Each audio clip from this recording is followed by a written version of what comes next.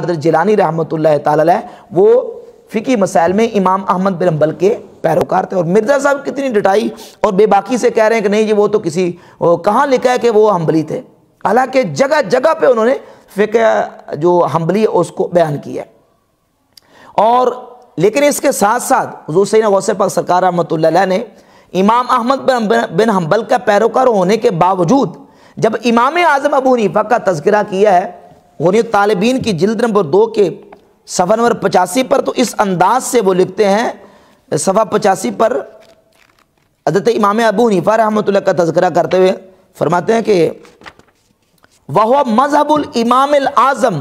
ابی حنیفہ النعمان رحمہ اللہ تعالی. امام ابو حنیفہ کا تذکرہ کرتے امام ابو حنیفہ کو امام اعظم قرار دیتے ہیں اور فقہی مسائل میں وہ ایک رعایت دیتے ہیں. اور پھر یہ اعتراض بھی کیا جاتا ہے کہ آپ فقہ میں پھر جو نا وہ امام احمد بن حنبل کے پیروکار کیوں نہیں بن جاتے. تو بات یہ کہ حضرت غوث پاک سرکار رحمۃ اللہ تعالی علیہ وہ فقہ میں امام احمد بن حنبل کے پیروکار ہیں، جبکہ ہم احناف فقہ میں امام اعظم ابو حنیفہ رحمۃ اللہ کے پیروکار ہیں. ہم نے تصوف شیخ عبد القادر جیلانی رحمۃ اللہ علیہ سے سیکھا ہے اور فقہ میں ہم امام ابو حنیفہ رحمۃ اللہ کو فالو کرتے ہیں. جس طرح ایک اسٹوڈنٹ، ایک طالب علم سکول میں جاتا ہے، کالج میں جاتا ہے، مختلف سبجیکٹس ہوتے ہیں، مختلف مضامین ہوتے ہیں اور مختلف مضامین کے مختلف ٹیچر ہوتے ہیں. ایک ٹیچر سے آپ میتھ سیکھتے ہیں، ایک سے آپ جو نا وہ انگلش سیکھتے ہیں، ایک سے آپ اردو سیکھتے ہیں، ایک سے اسلامیہ سیکھتے ہیں. تو ظاہر ہے کہ جس شعبے کا ٹیچر آپ کا ہوگا آپ اس شعبے میں اپنے اس ٹیچر کو فالو کریں گے. تو دین کے ان علوم کے متنوع ہونے کی وجہ سے دیکھیں علم حدیث بھی دین کا علم ہے، علم فقہ بھی دین کا علم ہے، علم تصوف بھی دین کا علم ہے. تو جب ہم تصوف کی بات کرتے ہیں تو تصوف میں ہم امام شیخ عبد القادر جیلانی رحمۃ اللہ کو فالو کرتے ہیں، اور جب فقہ کی بات آتی ہے تو فقہ میں ہم امام اعظم ابو حنیفہ رحمۃ اللہ علیہ کو فالو کرتے ہیں. اور پھر جو مرزا نے نماز کا طریقہ شیخ عبد القادر جیلانی رحمۃ اللہ کے حوالے سے پیش کیا اس کو پورا مرزا سے اڈاپٹ کرتے ہیں اور ڈنڈی ماری اس میں. یہ دیکھیں انہوں نے صفحہ نمبر 19 پر جہاں نماز کا طریقہ بیان کیا ہے، صفحہ نمبر 19 پر نماز کا طریقہ بیان کرتے ہوئے لکھتے ہیں کہ وَوَضْعُ الْيَمِينِ عَلَى الشِّمَالِ تَحْتَ السُّرَّةِ، جب نماز پڑھے تو اپنے دائیں ہاتھ کو بائیں ہاتھ کے اوپر رکھے، تحت السرہ ناف کے نیچے. اب یہ ناف کے نیچے ہاتھ رکھنے کا نظریہ کن کا ہے؟ امام احمد بن حنبل رحمۃ اللہ کا ہے. اور یہی امام اعظم ابو حنیفہ رحمۃ اللہ کا موقف ہے کہ وہ نماز میں ناف کے نیچے ہاتھ باندھنے کے قائل ہے.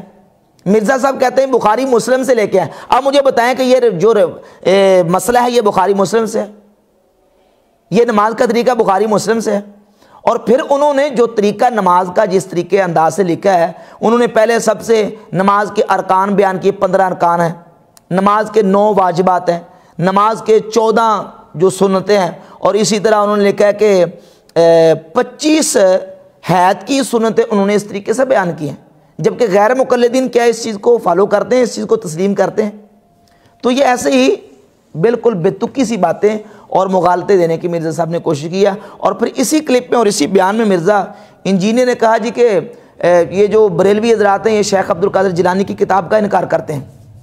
حالانکہ ہمارے امام اعلیٰ حضرت امام احمد رضا بریلوی رحمۃ اللہ علیہ نے فتاوی رضویہ میں یہ تسلیم کیا ہے کہ یہ کتاب شیخ عبد القادر جیلانی رحمۃ اللہ کی کتاب ہے. ہاں اس میں الحاقات کے ہم قائل ہیں کہ معاندین میں بعض مقامات میں معاندین نے اس میں کچھ چیزیں ملا دی ہیں،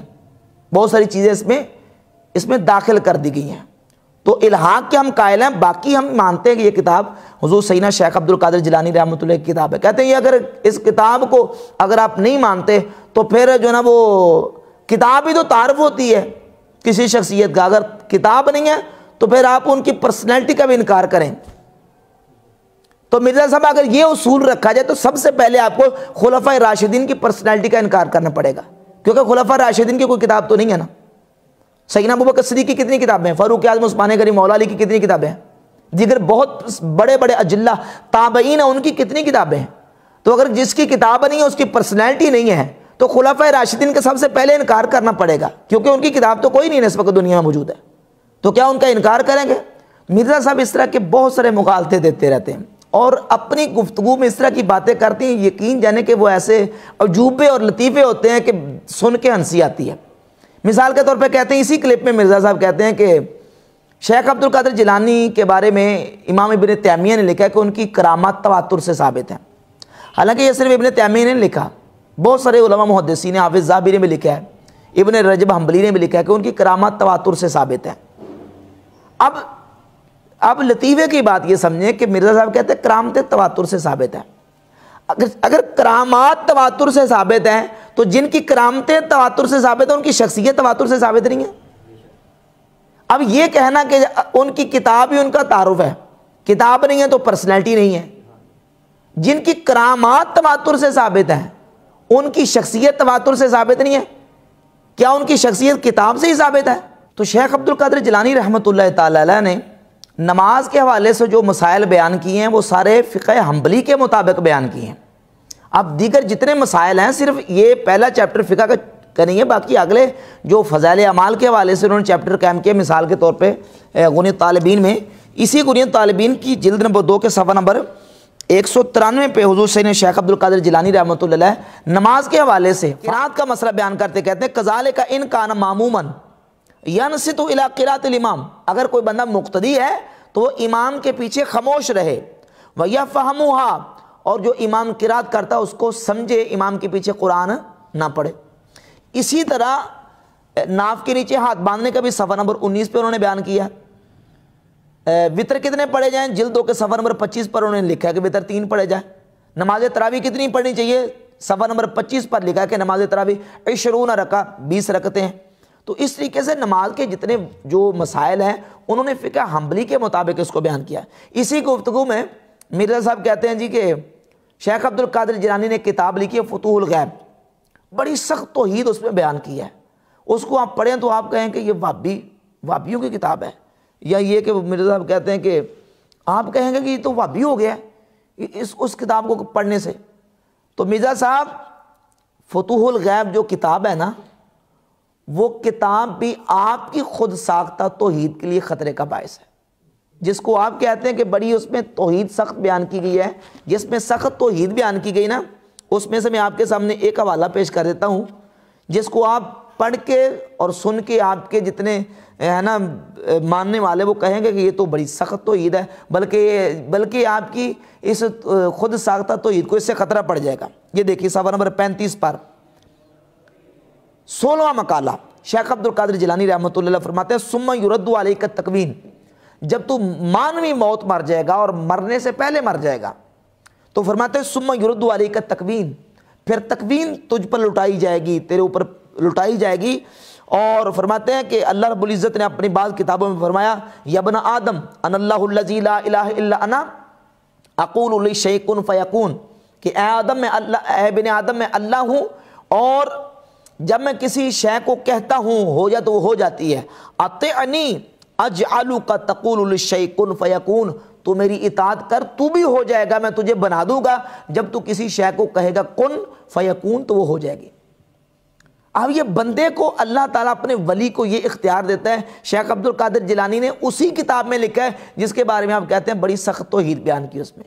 جس میں سخت توحید بیان کی ہے نا، اس کتاب کے مقالہ نمبر 16 میں لکھتے ہیں کہ بندے کو اللہ یہ مقام دیتا ہے کہ جب بندہ اللہ کی اطاعت کر کے اس مقام پہ کھڑا ہو جاتا ہے پھر اللہ فرماتا ہے میں تجھے بنا دوں گا کہ تو بھی کسی شے کو کن کہے گا تو وہ ہو جائے گی۔ اور فرماتا ہے قد فعل ذلک بکثیر من انبیائہ و اولیائہ و خاصہ من بنی آدم، اللہ تعالیٰ نے یہ معاملہ اپنے کثیر نبیوں سے، ولیوں سے اور ابن آدم کے بہت سارے خاص لوگ ہیں جن کے ساتھ اللہ تعالیٰ نے یہ معاملہ فرمایا۔ اور اسی کتاب کے صفحہ نمبر 19 پر جس میں سخت توحید بیان کی گئی ہے، ولیوں کی شان بیان کرتے لکھتے ہیں مقالہ نمبر 4 فرماتے ہیں بکتن کشف الکروب، اے اللہ کے ولی بندے جب تو بندہ اللہ کا مقرر بن جائے گا تیرے ذریعے سے مصیبتیں اور پریشانیاں دور کی جائیں گی، اور بیکا تسکل غیوس،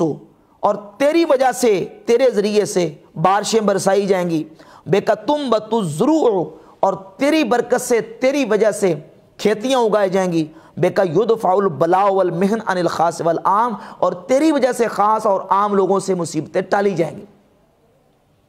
یہ شیخ عبد القادر جیلانی رحمۃ اللہ نے فتوح الغیب میں بیان کیا ہے جس کے بارے میں ہم کہتے ہیں بڑی سخت توحید بیان کی ہے۔ تو مرزا صاحب جو توحید انہوں نے بیان کیا نا آپ کی خود ساختہ توحید کو اس سے خطرہ، لہذا لوگوں کو مغالطہ نہ دے۔ شیخ عبد القادر جیلانی رحمۃ اللہ تعالی فقہ میں امام احمد بن حنبل کے پیرو تھے، ان کے مقلد تھے اور تقلید کرتے تھے، اور باقاعدہ انہوں نے صفحہ نمبر 116 میں پہلی جلد کے لکھا ہے کہ جو جس امام کا فقہ میں مقلد ہے وہ اپنے امام کے مطابق عمل کرے گا، کسی دوسرے کو اس کو روکنے کی اجازت نہیں ہے۔